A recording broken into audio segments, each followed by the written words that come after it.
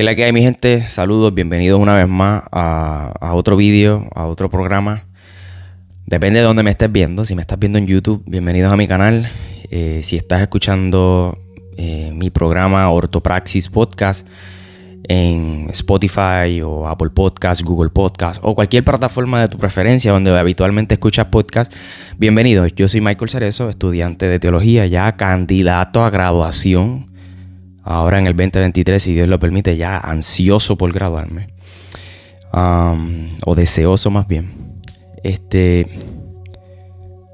Llevo ya varios años estudiando la Biblia. Bueno, realmente todo cristiano debe estudiar la Biblia. Todo cristiano debe estudiar la Biblia. Porque precisamente esa es la vida eterna. Jesús dijo en Juan capítulo 17, versículo 13, si mi memoria no falla, esta es la vida eterna, que te conozcan a ti, el único Dios verdadero, y a Jesucristo a quien tú has enviado. Entonces, estudiar la Biblia no le compete solamente a aquellos que tienen el llamado pastoral o aquellos que están estudiando en una universidad teológica, sino a todos los cristianos. Nosotros decimos que somos discípulos de Cristo, y la palabra discípulo tiene la connotación de aprendiz, y yo siempre digo que soy un eterno aprendiz. Yo no me lo sé todo, no creo que me lo sepa todo. Creo que hay personas muy capaces que no tienen redes sociales, que saben muchísimo. Y para mí, mi recomendación para esas personas es que hagan este tipo de cosas para que compartan lo que han aprendido, ¿no? Haciéndole justicia siempre a las escrituras, no imponiéndole a las Sagradas Escrituras, sino exponiendo las Escrituras de manera expositiva, ¿no? Compartiendo lo que dice el texto, no imponerle al texto. Habiendo hecho toda esa introducción, hace unos días comenzamos en este canal a hablar acerca de las doctrinas de la gracia. Algunos le llaman calvinismo, no tengo ningún problema con eso. Pero la realidad es que Calvino no se inventó esto. Calvino estaba exponiendo las Escrituras. Fueron los discípulos de Calvino, incluso, que hicieron el acróstico El Tulip, una respuesta a los remonstrantes o discípulos de Jacobo Arminio, los cuales estaban planteando que debían cambiar la cosmovisión o lo que se creía en aquel momento en cuanto a la soteriología. El calvinismo y el arminianismo son sistemas soteriológicos que tratan de explicar cómo el hombre es salvo. Entonces yo creo que el calvinismo le hace justicia a la quinta sola de la Reforma Protestante, Soli Deo Gloria, porque precisamente le da la gloria a Dios, a quien gloria se merece. El calvinismo creo que expone el texto bíblico y no le impone, y precisamente le da la gloria a Dios y no al hombre. Creo que la teología reformada o el calvinismo, como quieras llamarlo, es teocéntrica porque tiene a Dios en el centro y no antropocéntrica, donde el hombre está en el centro, sobre todo en la cultura de hoy, una cultura humanista. Pero bien, a diferencia del primer episodio donde estuvimos hablando de la depravación total o total depravity, cumpliendo con la T del tulip, algunos le llaman incapacidad total humana, corrupción radical, como le llama el doctor R.C. Sproul, el cual comenzamos definiendo, ¿no?, lo que implica esa doctrina. Yo quiero comenzar hoy leyendo el texto bíblico, porque hoy nos compete la U del acróstico El Tulip, Unconditional Election o elección incondicional en español. Algunos le llaman elección por gracia, como lo hace el profesor Roger Smalling, como le hace el Dr. R.C. Sproul, que le dice elección soberana de Dios. Yo quiero leer Efesios capítulo 1, los versículos del 3 al 12. Voy a estar leyendo la nueva Biblia de las Américas. Dice: bendito sea el Dios y Padre de nuestro Señor Jesucristo, que nos ha bendecido con toda bendición espiritual en los lugares celestiales en Cristo, porque Dios nos escogió en Cristo antes de la fundación del mundo, para que fuéramos santos y sin mancha delante de Él. En amor nos predestinó para adopción como hijos para sí, mediante Jesucristo, conforme a la buena intención de su voluntad, para alabanza de la gloria de su gracia, que gratuitamente ha impartido sobre nosotros en el amado. En Él tenemos redención mediante su sangre, el perdón de nuestros pecados según las riquezas de su gracia, que ha hecho abundar para con nosotros. En toda sabiduría y discernimiento nos dio a conocer el misterio de su voluntad, según la buena intención que se propuso en Cristo, con miras a una buena administración en el cumplimiento de los tiempos, es decir, reunir todas las cosas en Cristo, tanto las que están en los cielos como las que están en la tierra.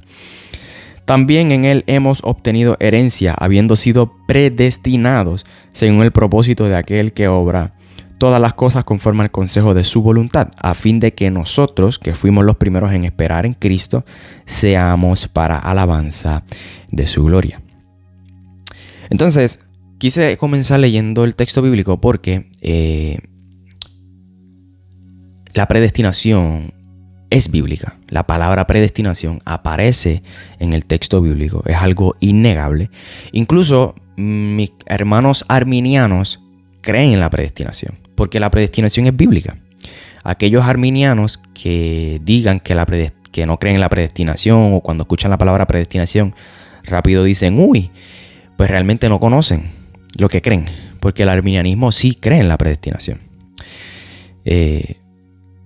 Pero Pablo comparte en este capítulo, en este libro de Efesios, acerca de la predestinación.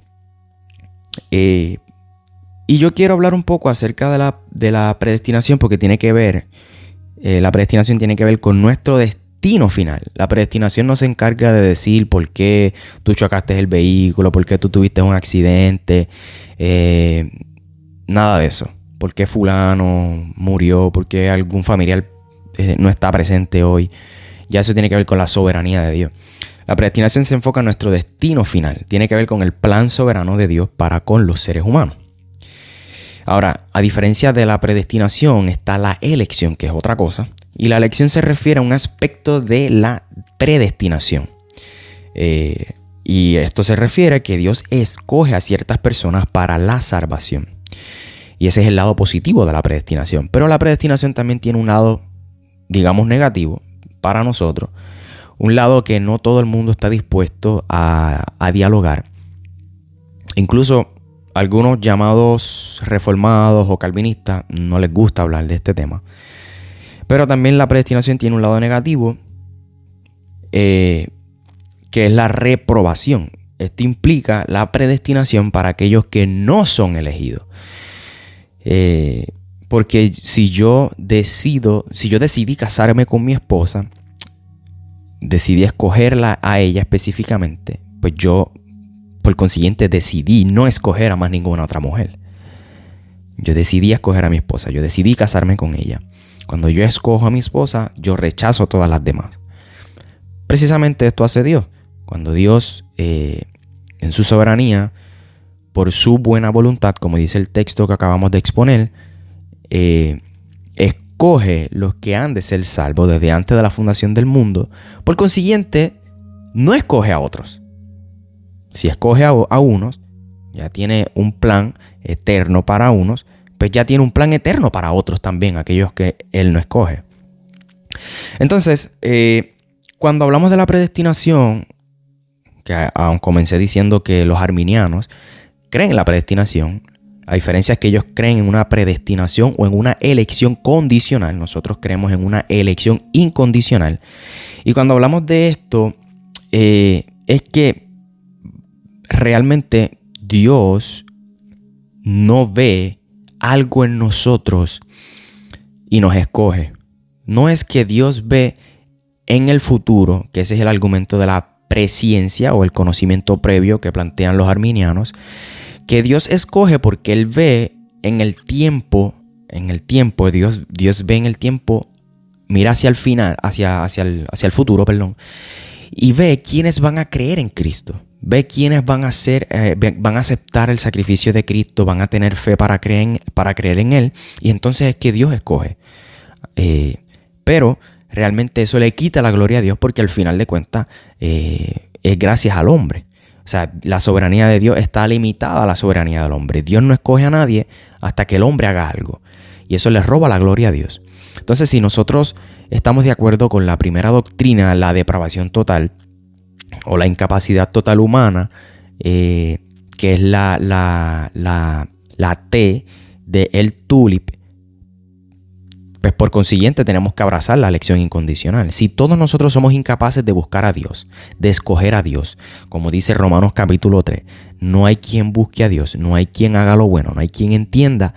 Pues entonces si todos estamos muertos, según el capítulo 2 de Efesios, en nuestros delitos y pecados, ¿cómo es que un muerto puede producir fe en sí mismo y entonces decidir por Cristo? De hecho, si leemos detenidamente el capítulo 2 de Efesios sin imponerle nada, sino exponiéndolo, o sea, leyéndolo y dejando que el texto nos hable, nos daremos cuenta que la fe es un don de Dios. La fe es algo que Dios le concede al pecador.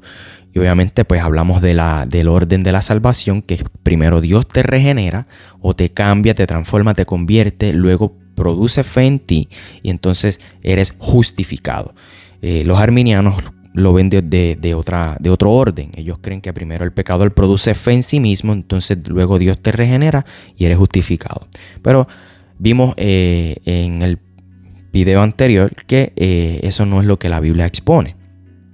Ellos hablan acerca de que Dios escoge, o que Dios tiene, exacto, sí, que Dios escoge de manera condicional, y para eso ellos se basan en el conocimiento previo utilizando Romanos capítulo 8, versículo 29 al 30, el cual se lee de esta manera.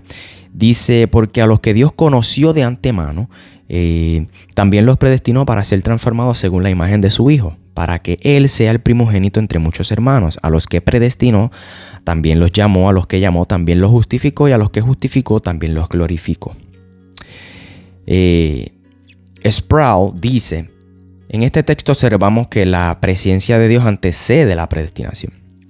Aquellos que abogan por la predestinación, por la presencia, asumen que dado que el conocimiento previo antecede la predestinación, ese conocimiento previo es la razón de la predestinación. Pablo no está diciendo eso. Lo que está diciendo es que Dios predestinó a aquellos que ya conocía de antemano.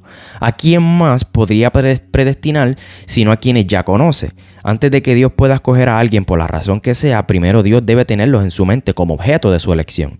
El hecho de que Pablo vincule la predestinación con el conocimiento previo no dice nada respecto a si tal conocimiento implica que la persona cumple con algún requisito para ser elegida.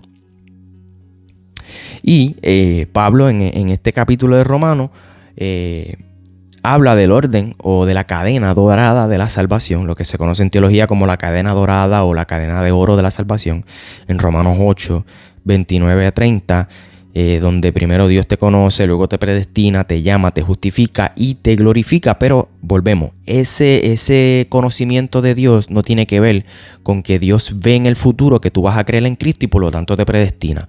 Ese conocimiento del que habla Pablo es que ¿cómo Dios va a predestinar a alguien si primero no sabe que ese alguien existe? O sea, si primero no los tiene en su mente, si primero no los conoce. Es como yo decir, ¿cómo yo voy a prohibir que mi reloj se caiga al piso si antes yo no conozco, yo no me doy cuenta que el reloj está a punto de caerse, por así decirlo? No sé si es la ilustración más adecuada, pero es que Dios tiene en su mente a las personas, ¿no? Y entonces las predestina.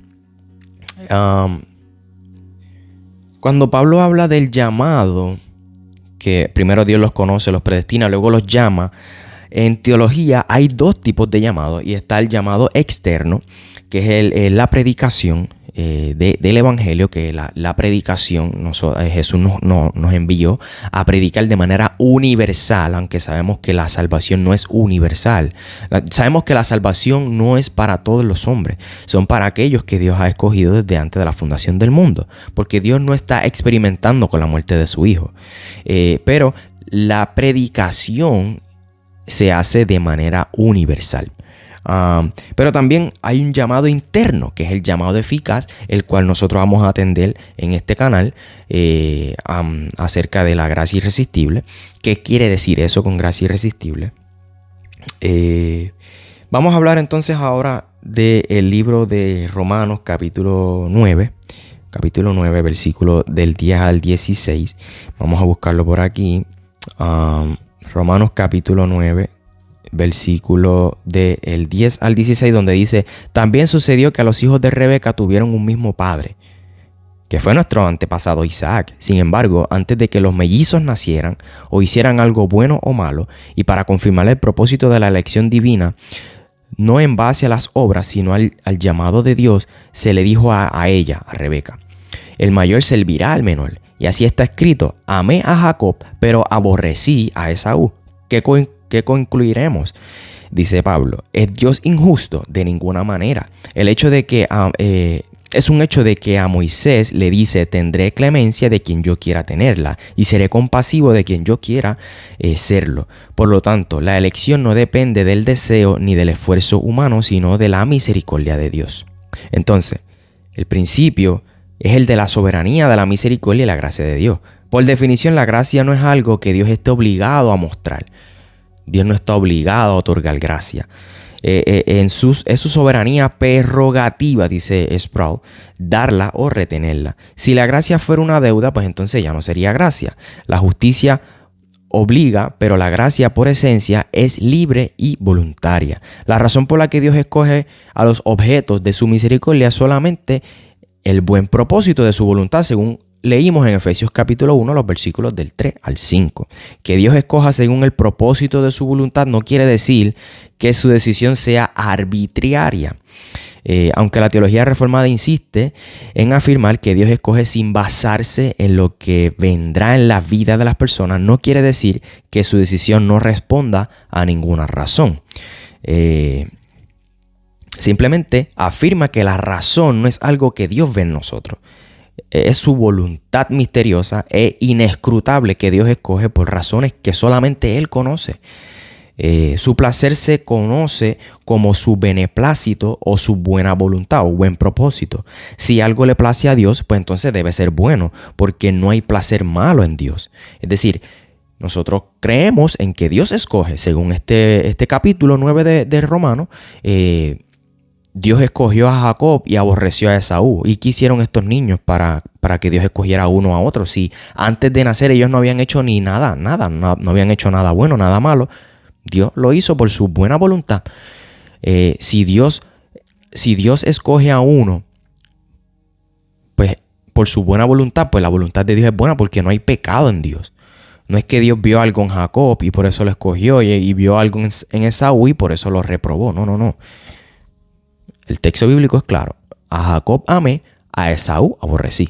Por lo tanto, la elección no depende del deseo ni del esfuerzo humano, sino de la misericordia de nuestro Dios. Recuerdo en una predicación que un pastor compartió lo que le dijo una señora al gran predicador Charles Spurgeon. Cuando estaba exponiendo este capítulo de Romanos 9, ella se acerca y le dice a Spurgeon: oye, yo no entiendo, yo no comprendo cómo es que Dios aborrece a Esaú, no escoge a Esaú. Yo no entiendo cómo Dios no escoge a alguno. Y Spurgeon le dice: eso sí yo lo entiendo. Lo que yo no entiendo es cómo Dios escoge cómo Dios ama a Jacob, cómo Dios escoge a alguno. Eso es lo que yo no entiendo, porque realmente Dios no nos debe nada. Cuando nosotros pensamos que Dios debe tener misericordia con todos, si Dios decide tener misericordia con uno, pues debe tener misericordia con todos. Pues ya tú no estás, la misericordia no se exige, primero que nada. Cuando tú exiges misericordia, realmente lo que tú estás exigiendo es justicia, porque la misericordia es gratuita, Dios la entrega libremente. Cuando tú demandas misericordia, cuidado, que lo que estás diciendo es que tú deseas justicia de Dios. Si Dios decidiera, te hago esta pregunta para que medite. Si Dios decidiera no salvar a ningún ser humano, ¿habría algo de injusto en esa decisión?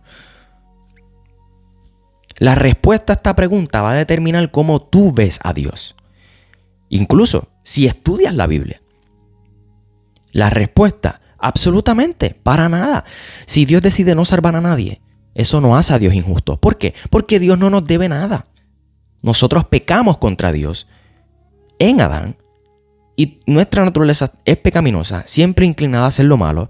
Nos rebelamos en contra de Dios. Por lo tanto, lo que Dios se supone que haga con nosotros es que nos extermine y que nos mande directo al infierno. Incluso todos íbamos camino hacia el infierno.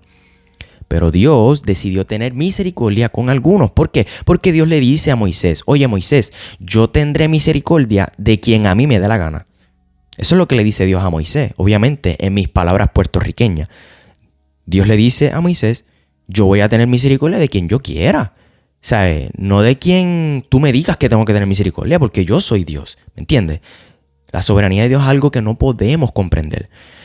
Si algo está claro es que Dios escoge a unos y no a otros. Está claro en la Biblia.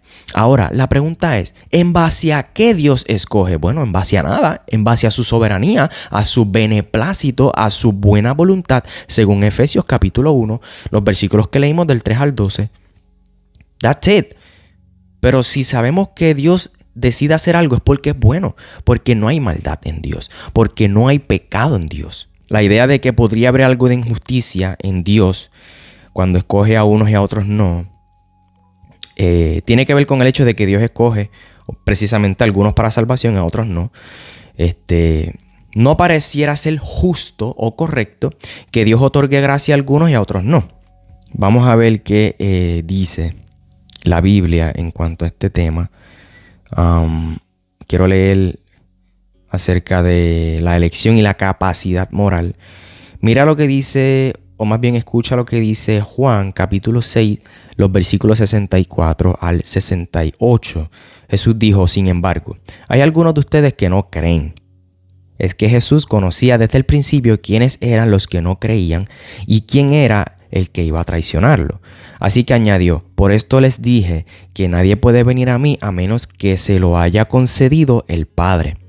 Desde entonces muchos de sus discípulos le volvieron la espalda y ya no andaban con él. Así que Jesús les preguntó a los 12, ¿también ustedes quieren marcharse? Señor, contestó Simón Pedro, ¿a quién iremos? Tú tienes palabras de vida eterna. Aquí Jesús está diciendo, nadie puede venir a mí a menos que el Padre se lo conceda, se lo permita. Otras versiones dicen a menos que el Padre lo traiga. Y es bien importante porque el hecho de que nosotros hayamos llegado a Cristo, hayamos decidido por Cristo, abrazado a Cristo, no fue porque nosotros decidimos hacerlo. De hecho, Juan lo dice de una manera bien linda. Juan dice, nosotros amamos a Dios porque Dios nos amó primero. Por lo tanto, si nosotros vamos a Cristo es porque Dios nos atrajo a Cristo. Eso es lo que dice el texto bíblico. Pero comencé diciendo que esto de la predestinación tiene un lado positivo y tiene un lado negativo. ¿Por qué? Porque realmente es un trago amargo para algunos. Es un trago amargo para algunos el hecho de que, ¿verdad?, Dios haya escogido a unos y a otros no. Y yo quisiera sacarle este momentito para buscar entonces aquí la Confesión de Londres del 1689, porque el capítulo 3 de esta confesión, 3.3 dice, por el decreto de Dios para la manifestación de su gloria, algunos hombres y ángeles son predestinados o preordinados para vida eterna por medio de Jesucristo. Para alabanza de la gloria de su gracia, a otros se les deja actuar en su pecado para justa condenación, para alabanza de la gloria de su justicia. Algunos versículos para sustentar esto: 1 Timoteo 5:21, Mateo 25:41, Efesios 1 del 5 al 6, Romanos 9:22 al 23 y Judas capítulo 1 obviamente, versículo 4. Párrafo 3.4. Estos ángeles y hombres así predestinados y preordinados están designados particular e inalterablemente, y su número es tan cierto y definido que no puede ser aumentado ni disminuido. Segunda de Timoteo 2:19, Juan 13:18. Párrafo 3.5. Aquellos de entre la humanidad que están predestinados para vida, Dios, antes de la fundación del mundo, conforme a su propósito eterno e inmutable y conforme al consejo secreto y beneplácito de su voluntad, los ha escogido en Cristo para gloria eterna, solo por su libre y gratuita gracia y amor, sin que ninguna otra cosa en la criatura, como condición o causa, lo moviera a ello. Algunos textos: Efesios capítulo 1, verso 4 y verso 9, Romanos 8:30, 2 de Timoteo 1:9, 1 de Tesalonicenses 5:9, Romanos 9:13 y el verso 16, Efesios 1:6 y verso 12. Pero también, y esta es la parte que no a todos les gusta, así como Dios ha designado a los elegidos para gloria, de la misma manera ha preordinado por el propósito eterno y libérrimo, ya esa palabra está difícil, de su voluntad, todos los medios para ello. Por lo tanto, los que son elegidos habiendo caído en Adán son redimidos por Cristo, son llamados eficazmente a la fe en Cristo por su Espíritu, obrando a su debido tiempo, son justificados, adoptados, santificados y guardados por su poder mediante la fe para salvación. Nadie más es redimido por Cristo, ni llamado eficazmente, ni justificado, ni adoptado, ni santificado, ni salvo, sino solo los elegidos. Entonces, Sproul comenta sobre la doble predestinación. Tal como Dios interviene en las vidas de los elegidos para crear fe en sus corazones, asimismo interviene en los corazones de los réprobos para poner incredulidad. Esto último se refiere o se infiere de textos bíblicos que dicen que Dios endurece el corazón de ciertos individuos. ¿Acaso el texto bíblico no dice que Dios endureció el corazón de Faraón? No dice que Dios provocó que Faraón pecara. Dice que Dios endurece el corazón. Endureció el corazón de Faraón. La teología reformada clásica rechaza la doctrina de la finalidad igualitaria. Aunque algunos han llamado esta doctrina hipercalvinismo, yo prefiero llamarla subcalvinismo o, para ser más preciso, anticalvinismo. Aunque el calvinismo sí afirma cierta forma de doble predestinación, no plantea la finalidad igualitaria. La visión reformada hace una distinción clave entre los decretos positivos y negativos. Dios decreta positivamente la elección de algunos y decreta negativamente la reprobación de otros. La diferencia entre positivo y negativo no se refiere al resultado, aunque el resultado efectivamente es positivo o negativo, sino a la manera en que Dios ejecuta sus decretos en la historia. Les voy a dejar una imagen donde él comparte esto. También él dice: el aspecto positivo de la intervención activa de Dios en la vida de los elegidos para producir fe en el corazón de ellos. Lo negativo se refiere a que Dios pasa por alto, escúchame bien. Lo negativo de la predestinación es que Dios pasa por alto a los reprobados y retiene de ellos su gracia regeneradora. No se refiere a que Dios ponga incredulidad en sus corazones. Calvino comenta, dice Calvino: ahora bien, si de verdad no nos avergonzamos del Evangelio, necesariamente debemos conocer aquello que se declara abiertamente, que Dios, por su eterna y buena voluntad, que no tiene otra cosa que su propósito, designó a quienes le plació para salvación, rechazando a los demás.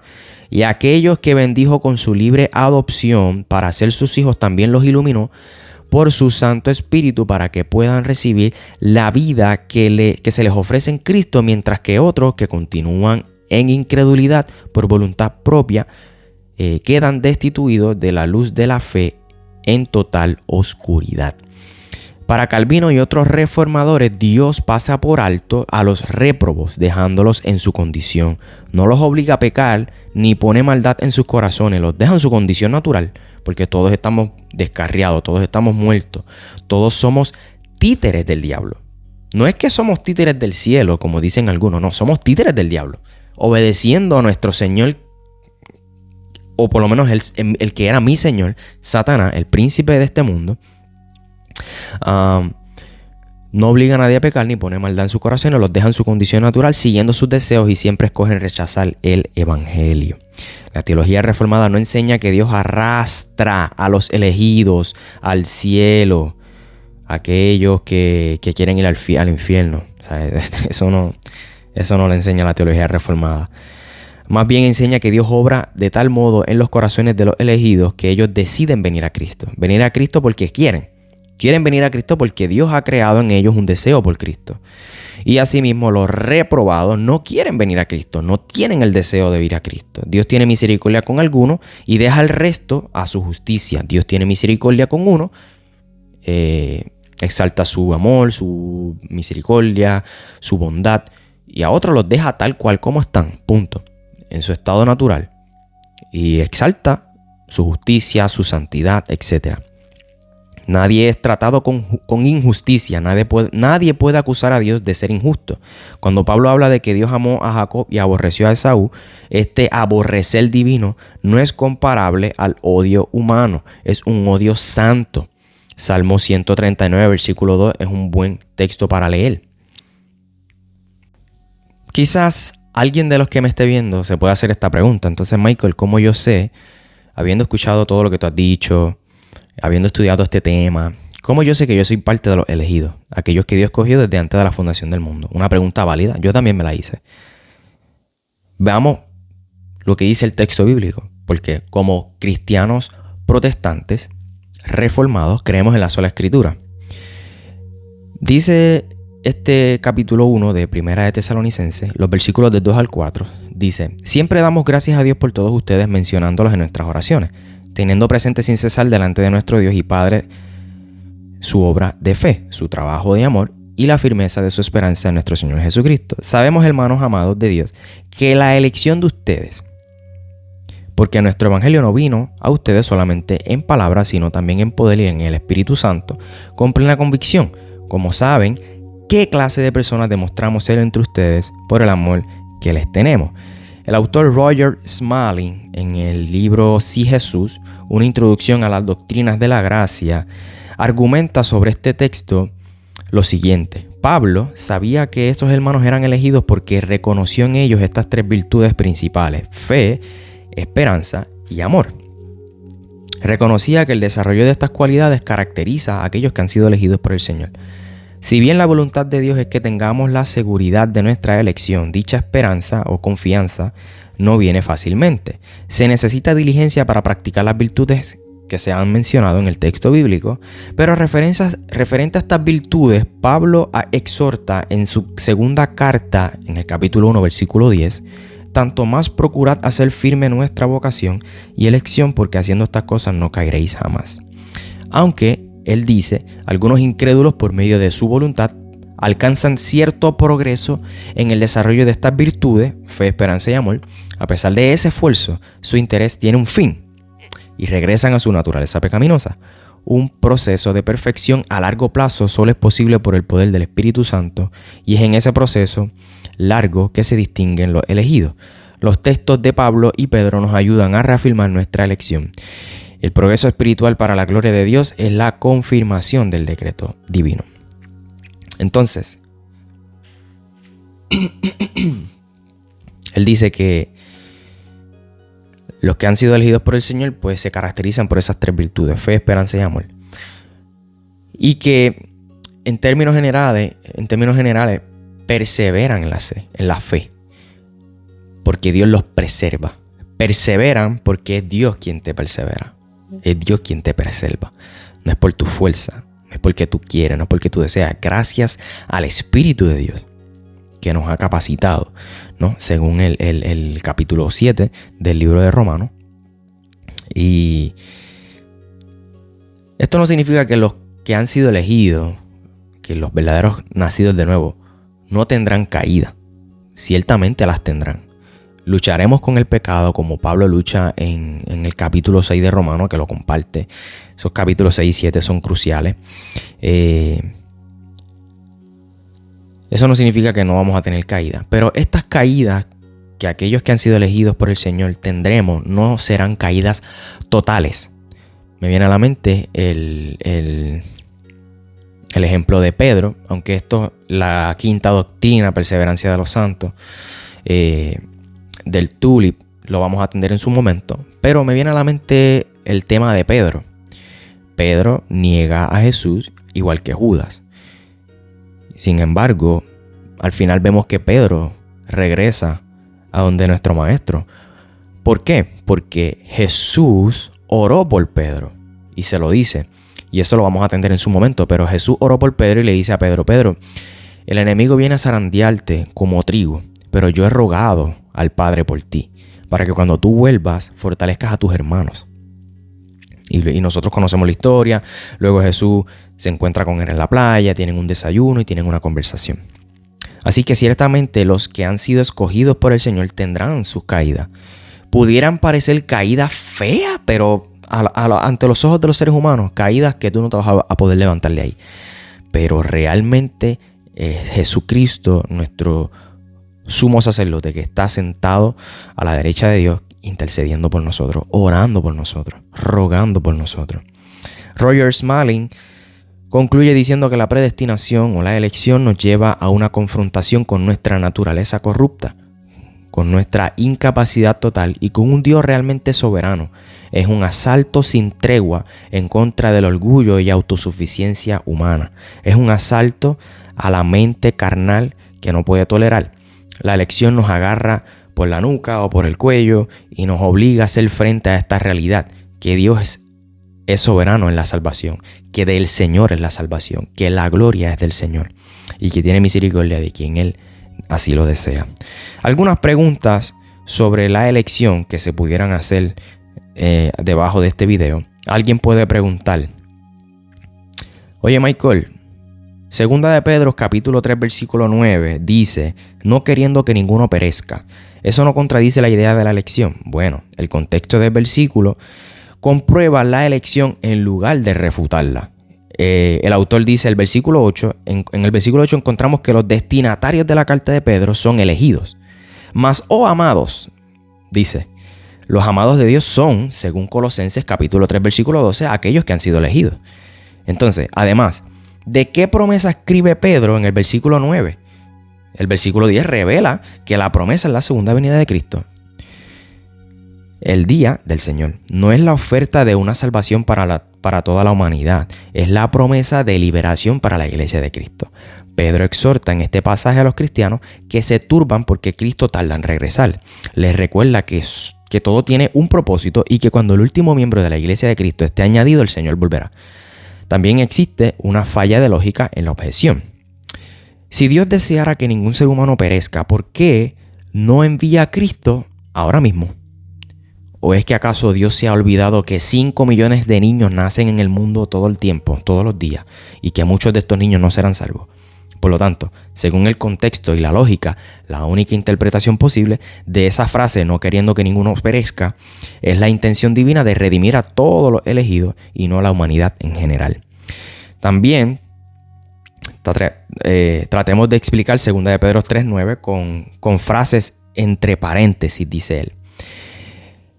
El Señor no retarda su promesa. ¿Qué promesa? Bueno, la venida de Cristo. Según algunos la tienen por tardanza, sino que es paciente para con nosotros. ¿Quiénes somos nosotros? Bueno, los elegidos. No queriendo que ninguno perezca. ¿Quiénes son aquellos que Dios no quiere que perezca? Los elegidos. Sino que todos, ¿quiénes son todos? Los elegidos, procedan al arrepentimiento. La segunda pregunta que alguien pudiese hacerse: oye Michael, Pablo afirma en 1 de Timoteo capítulo 2 versículo 4 que Dios quiere que todos los hombres sean salvos y que vengan al conocimiento de la verdad. ¿No sugiere esto que Dios quiere que todos se salven y por lo tanto la elección y la reprobación son falsas? El contexto de la frase todos los hombres sacarán a la luz la interpretación correcta. En el versículo 1, Pablo exhorta a Timoteo a orar por todos los hombres. Pero luego en el versículo 2 añade que se refiere a los reyes y los que están en eminencia. Pablo le pide a Timoteo que no limite sus oraciones a los pobres, sino que extienda su visión a las clases gobernantes también. Vemos de esta manera que la frase todos los hombres significa todos sin distinción de clase y no todos sin excepción de persona. La expresión todos los hombres se repite cientos de veces en la Escritura. En menos del 10% de los casos significa toda la humanidad. En menos del 10% de todas las veces que el texto bíblico dice todos los hombres, normalmente se significa toda clase de personas. Otro texto que nos ayuda a entender este versículo es Tito capítulo 2 versículo 11, donde Pablo dice: porque la gracia de Dios se ha manifestado para salvación a todos los hombres. El mensaje de Jesucristo no había sido revelado a los chinos o a los aztecas. Pablo se refiere a la universalidad del evangelio, que trasciende las barreras raciales y culturales. Finalmente, en el versículo 7, Pablo revela su pensamiento acerca de todos los hombres al decir: fui constituido predicador y apóstol y maestro de los gentiles. Para Pablo, todos los hombres significa gentiles también, no solamente judíos. Una tercera pregunta que alguien pudiera hacerse: si la elección es verdad, ¿por qué voy a evangelizar? Bueno, predicamos el evangelio porque Dios nos mandó a hacerlo. Aunque Dios es todopoderoso y puede salvar a quien Él quiera, de la manera que quiera, Dios puso su palabra para salvar a los elegidos. Dios no solamente ha predestinado a aquellos que han de ser salvos, sino los medios. Y ese medio, según el apóstol Pablo, es la locura de la predicación. Aunque nosotros sabemos que no todos han de ser salvos, predicamos de manera universal. Y quizás la cuarta pregunta que alguien pudiera hacerse: ¿por qué orar para que Dios salve a la alma si la elección es correcta?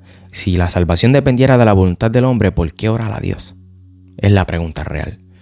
No podría hacer nada. Estaría en el cielo esperando pasiva e impotentemente que el hombre decida. Dios no nos pide que oremos y la usa para cumplir sus propósitos. La Biblia es la historia de los decretos electivos de Dios. Y esto es algo fundamental porque esto no es una doctrina que vemos en el Nuevo Testamento. Esto es lo que vemos a lo largo de todo el texto bíblico. Dios escoge a un pueblo por sobre muchos otros pueblos. ¿Acaso Dios no escogió a Israel habiendo más pueblos? Vemos un Dios que elige, vemos un Dios que escoge. ¿Acaso Dios no escogió a los reyes? Escogió a David. ¿Acaso Dios no escogió a los profetas? ¿Acaso Dios no escogió a sus discípulos? 12 discípulos, apóstoles. ¿Me entiendes lo que te quiero decir? Es algo que tú ves consecuentemente en toda la narrativa bíblica, desde Génesis a Apocalipsis. Dios escoge a Abraham, Dios escoge a Noé, Dios escoge a Moisés. Es algo que tú ves ahí constantemente. No es una doctrina nueva del Nuevo Testamento, ni es una invención de Juan Calvino. Entonces, yo quisiera hacerle un llamado a todos los pastores a que prediquemos todo el consejo de Dios y no solo lo que a nosotros nos parezca. Yo sé que quizás esto tiene un lado positivo, la predestinación, y también quizás un lado negativo, digamos entre comillas. Pero este es el beneplácito de la voluntad de Dios. Esta es la voluntad perfecta, soberana de nuestro Señor. Y si Dios tiene esta voluntad es porque Él conoce, Él entiende lo que es mejor. Y es algo que no podemos cuestionar.